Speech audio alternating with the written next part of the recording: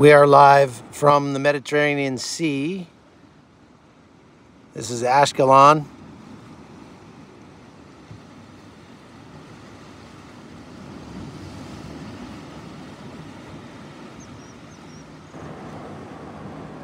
Beautiful, beautiful sunset. Absolutely amazing. And you can just see the smokestacks there are the power plant that Israel built to supply electricity to Gaza. And it's no longer providing electricity to Gaza.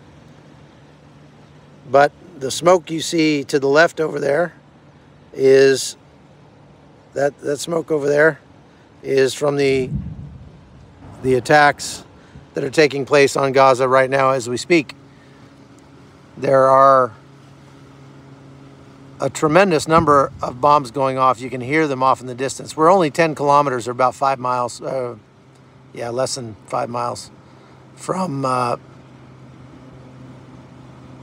the border with Gaza. So those explosions are probably 15 miles away or more. But so it just sounds like thunder in the distance from here. You may hear them.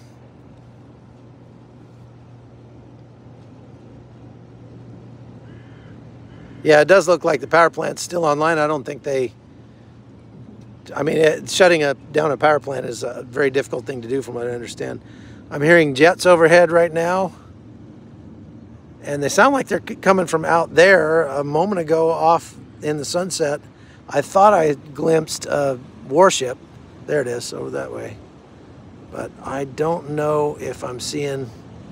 I don't know if that's a warship or what, but there's a ship right out there somewhere. Thank you for reading my book, Prowess. That's very kind of you. You can read my books. You can get all my books by just Googling my name if you like. I've got 10 books in print and a couple more coming.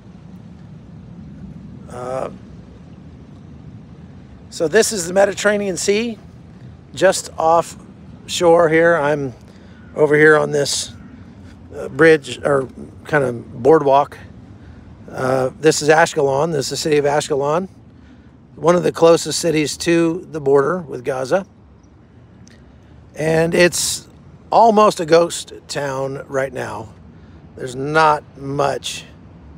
There aren't many people here left. There's two guys over there on the beach sitting there smoking a pipe, which is awesome. Good for them. They're not afraid. And for those of you who were very worried about the animals yesterday, on yesterday's broadcast, you'll like to see this. People's pets are being well cared for. Somebody is bringing them food down here so that the cats don't go hungry. I have not seen any stray dogs anywhere. Apparently they don't do stray dogs in Israel. Haven't seen any.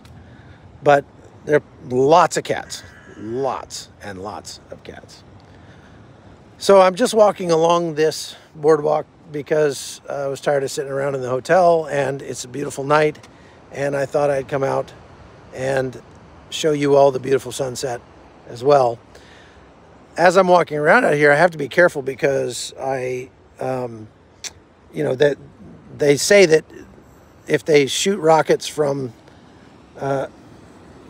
Gaza over here, you have about 13 seconds. That's what they told me at the hotel to actually do something about it.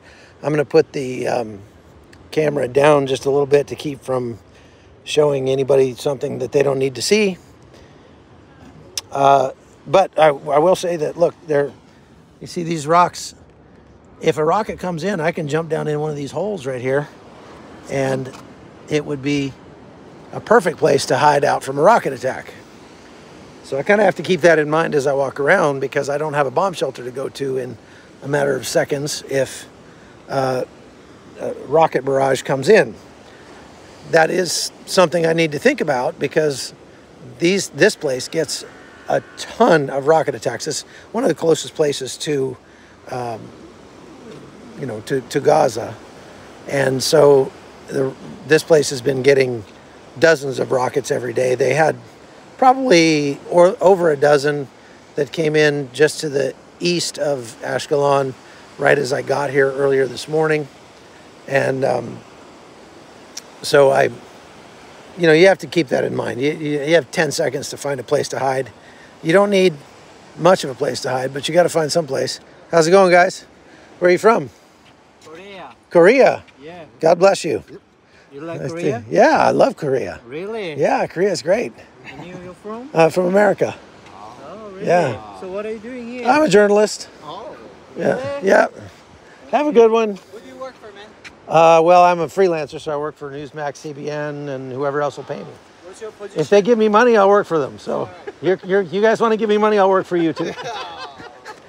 Thank you. So, there's a lot of journalists here, but other than journalists and soldiers, there's just not much in the way of tourism. And that's really sad. I mean, look at this incredible, beautiful beach out here. Rich Jacob says, you better put your helmet on. Yeah, Gordon Robertson keeps telling me that, but I feel kind of silly since all the locals, including the soldiers, don't have their helmets on. So the thing is, let's talk about that for a second, because body armor will stop some shrapnel, and the right kind of body armor will stop bullets. I don't have to worry about getting shot with bullets out here because, the enemy is 10 miles away or more. So it's very unlikely that I would get shot with bullets. So I don't need that kind of plate. The body armor that I do wear when I need it is level 3+ body armor that stops like pistol rounds and shrapnel. Okay, so the shrapnel, it was good if it's not bad, would be stopped by that, but it's only covering just the essentials, so to speak. It's not going to cover my legs, my arms, and, between my helmet and my neck, those kind of important places. They're all things I'd like to keep, by the way. But when you're in a situation like this, the siren is going to go off before a rocket comes in. It's unlikely that a rocket would hit here without the siren going off, because Israel has a very, very good early warning system. And so even if I only have 10 seconds, I just have to find some cover.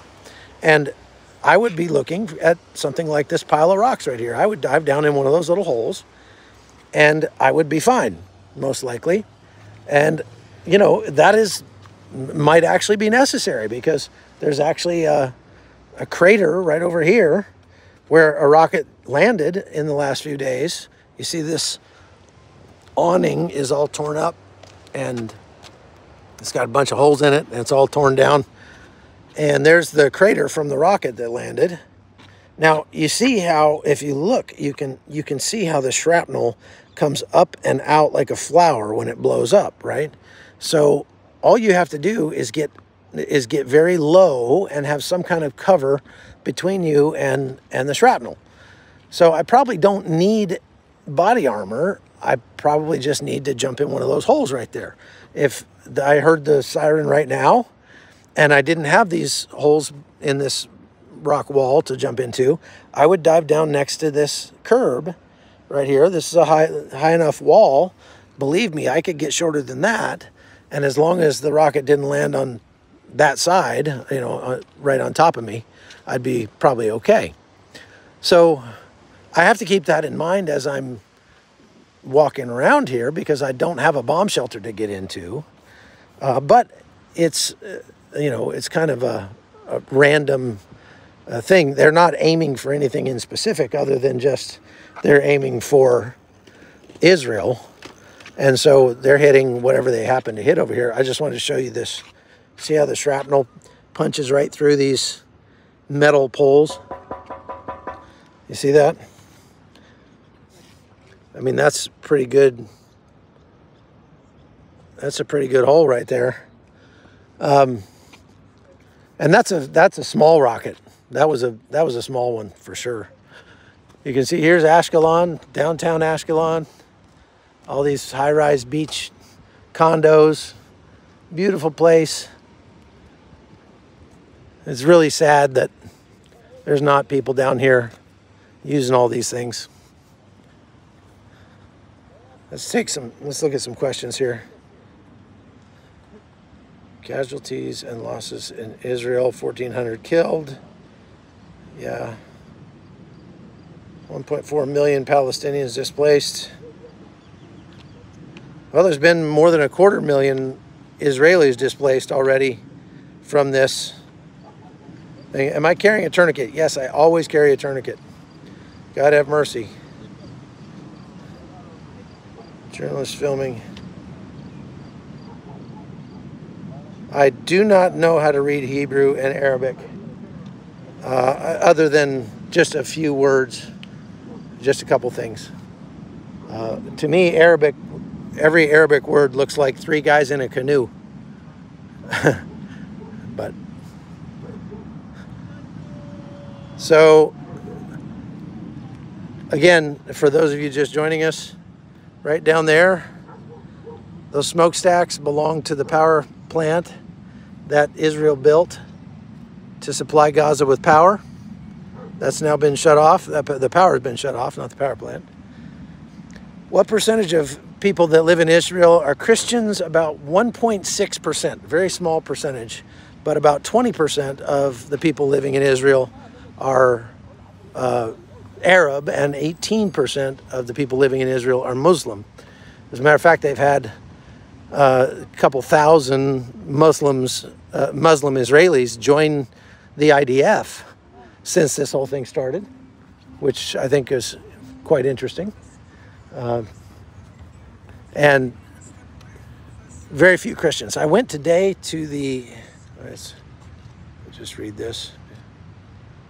Thank you for praying for Israel. If you are interested in,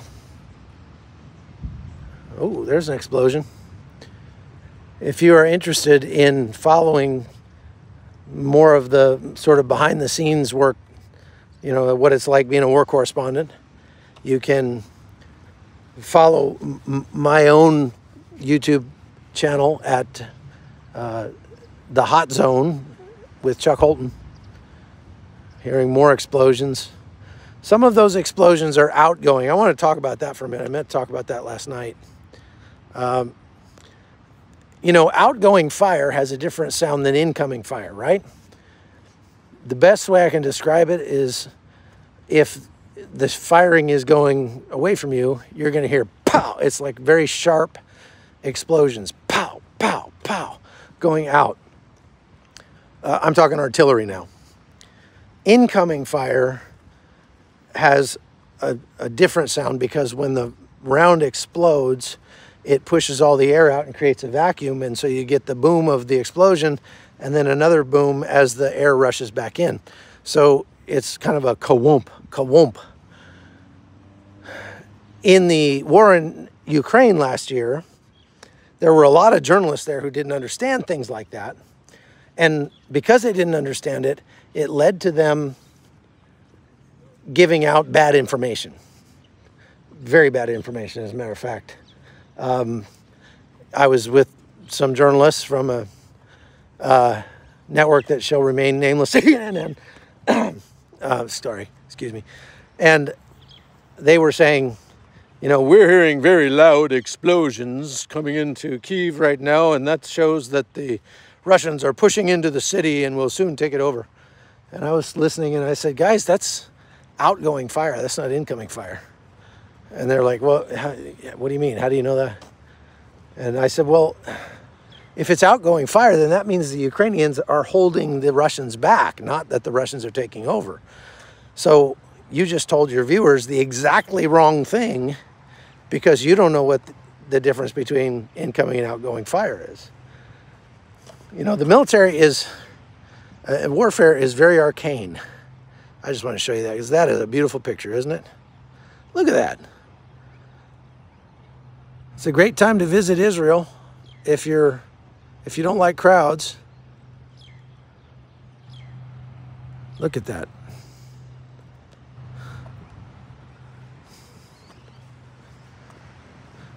If you like cats, there's a lot of cats here. So the bottom line is, if you a lot of journalists tell you the wrong thing, not on purpose, but just because they don't know what they're talking about. Emperor Hadrian commanded an exchange of Philistine because, yeah, they say that the Philistines originated in this area. Ashkelon was a Philistine city. I don't think you can, say one for one that Palestinians are the descendants of the Philistines, because their stuff just sort of, their DNA sort of just got diluted to the point where they didn't exist as a race anymore. Paying 70 shekels for shawarma doesn't sound like fun, though. Let me tell you, militant, wartime prices. The other day, we hadn't eaten all day, and we stopped at a gas station, and there was, I kid you not, a Mexican restaurant, which I would say a little bit of a habit when it comes to Mexican food. I love Mexican food. And so we went to the Mexican restaurant, got a burrito. It was one of the worst burritos I've ever had in my life. It certainly was not Mexican food at all. And I paid $42. It was like 170 shekels for 2 burritos. That is wartime pricing. How do I think they're going to go into Gaza? Well, I will caveat this by saying I don't have good information on that. I don't know for sure. And if I did, I couldn't tell you. But if it were me, I would go in from the east and cut Gaza in 2, right from the east all the way to the beach. And then I would turn north and crush everything in the north. But I don't know what Israel's going to do. There are hints in what you see happening around you, but some of those hints I don't think it would be wise to give away, because I don't want to be the guy who gives away information to the bad guys that they don't need to know. So suffice it to say, the ground operation will definitely start soon. And when it starts, it's going to be big. Please keep praying for Israel. Please keep praying for the people in Gaza that don't need to die. There are some people in Gaza that definitely need to die, but not everybody. And we love all people. It's sad that things like this have to happen, but like a soldier, there was a sergeant major from the IDF that I talked to the other day who told me, this is the most loving thing we can do for the people of Gaza, is to get rid of Hamas. And so we're going to do that. We're going to get rid of Hamas. This is a skate park. There ought to be kids out here skating right now, but nope. You can't hear jets overhead.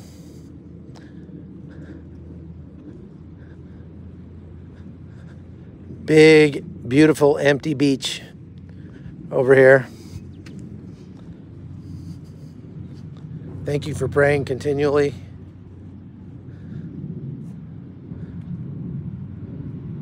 Yeah, they need to free the hostages. They need to secure all tunnel entrances. I will call the generals of the army and let them know that. I'm sure they haven't thought of that. I'm just being facetious.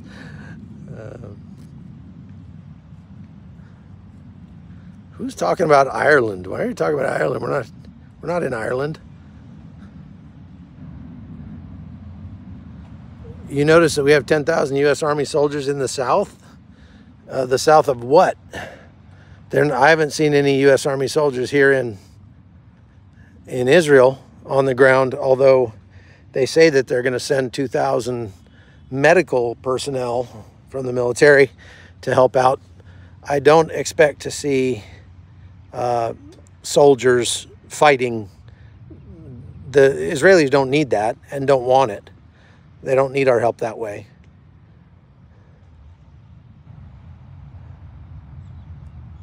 Israel has declared war there now.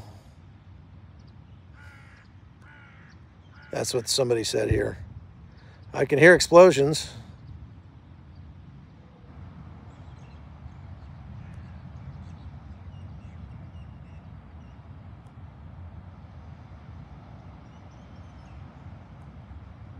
Isn't it quiet? It's all quiet except for the explosions.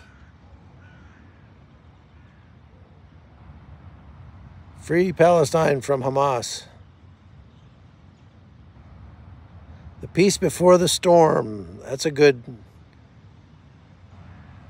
way to put it. Orwell's pigs, they are freeing Palestine. That's the whole point of this operation. They're freeing Palestine from Hamas. And if you think Hamas is good and should be left there, then you're you're mistaken.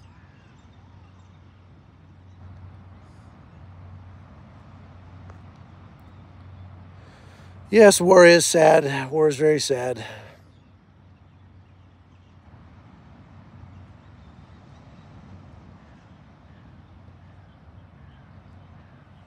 Well, it looks like the sun is just about down. Almost all the way down. And there are some boats out there. I don't think that boat is a U.S. warship, but I thought I saw one a little farther offshore that might have been. Wouldn't surprise me. But just enjoy that view for a minute. We might as well enjoy the peace and quiet while it lasts, because it won't last for long. I'm at a little outdoor gym, so I'm actually getting my leg day in while we're talking.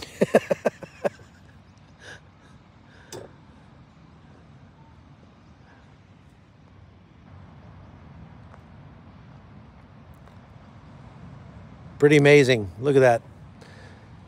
I'm gonna walk over here. I can't go around in front of this building. I have to go behind this building because I was told not to walk that way.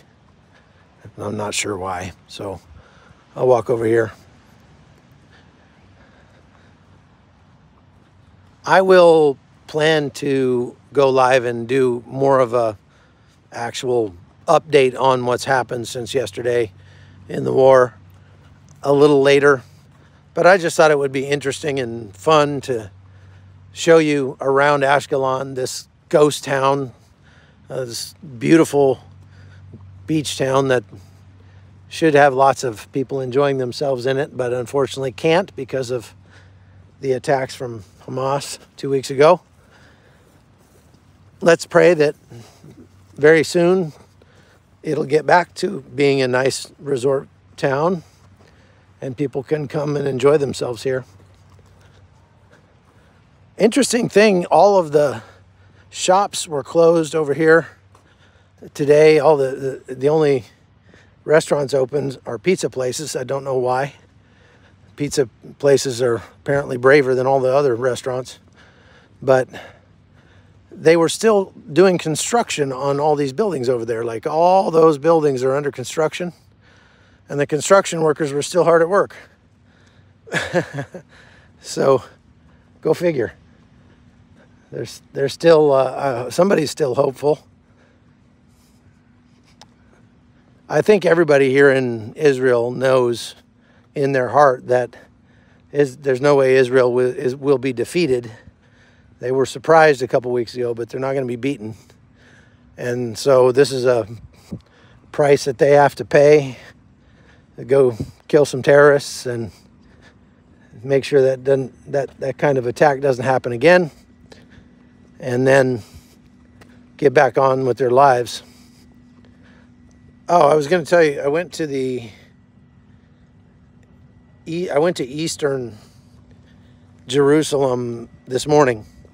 So you take the old city of Jerusalem, it's cut up into 4 quarters, and you know, about half of it is in Jewish territory and half of it is in Arab territory, not Palestinian, Arab territory. And you can tell the difference when you're driving and when you cross from the Jewish area to the Arab area. There's no checkpoint or gate or anything, signs or anything like that. But you know, because it's like going from San Diego to Tijuana.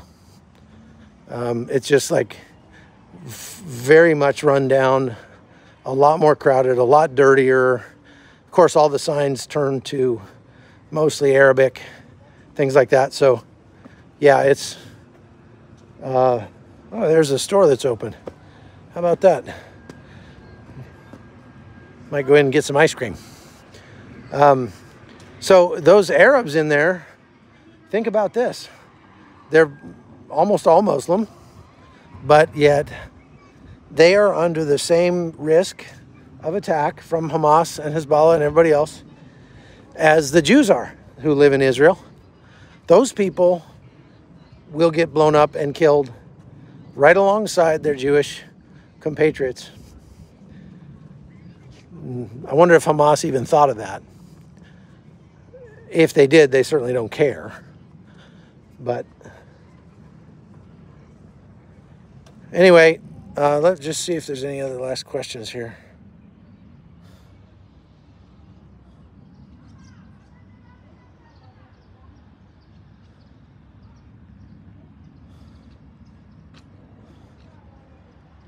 All right. Well, that's all I've got, folks. We're looking at 26 minutes. So there's your tour of Ashkelon, walking tour of Ashkelon. Wow, there's a lot of birds in the air right now. And I will try to do another update later on tonight with just an actual news update. Somebody actually complained, you know, that I'm doing these sort of informal YouTube lives on CBN. The whole point of this is to kind of bring you the news in a different way, bring you the news the way that a friend would bring you the news. If you got to come along with me and come here and see what's happening, rather than have the guy standing up there and saying, tonight, on, you know, that kind of thing, just bring you along with me and show you what's happening and tell you, you know, what it's like being here. And a lot of people seem to like it. These YouTube lives are doing very well, so we'll do some more of them. If you do like it, you can go to, you know, please like and share this video. For sure, you can go to chuckholton.locals.com. Holton is my last name. And you can see all of the reporting that I do there. You can follow my podcast on YouTube, which is more kind of personal stuff as I travel around the world. It's called The Hot Zone with Chuck Holton. So you can go check that out. But however you watch it, we're glad you're here. Thank you for contributing to CBN. The Christian Broadcasting Network is a donor-funded news agency. And so the only way we can keep bringing you the truth of what's happening on the ground is for people to go and give their little $25 and $50. And we treat it as such. We try our best to make the best use of the money that we are entrusted with to do the best job we can bringing you the truth. So God bless you. We'll see you again soon. Take care.